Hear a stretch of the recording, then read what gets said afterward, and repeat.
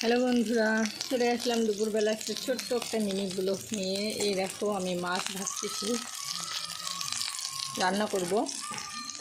তারপরে এই যে এখানে কুমড়ো কেটে নিয়েছি, এটা দিয়ে মাছ রান্না করব। দেখতে থাকো তোমরা, আর সবাই আমাকে একটু সাপোর্ট করো প্লিজ প্লিজ প্লিজ। এই যে পেঁয়াজ ভাজা করতেছি, মাছ ভাজা হয়ে গেছে, নামাই নিয়েছি। এখন কুমড়োটা চড়িয়ে দেবো।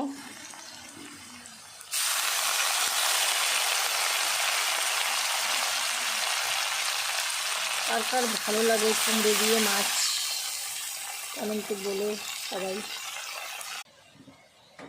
এই যে এখন আমি বাটতেছি সর্ষে, সবজিতে দেব, তার জন্য বেটে নিচ্ছি সর্ষে। এই যে সবজি প্রায় ভাজা হয়ে এসেছে, তাই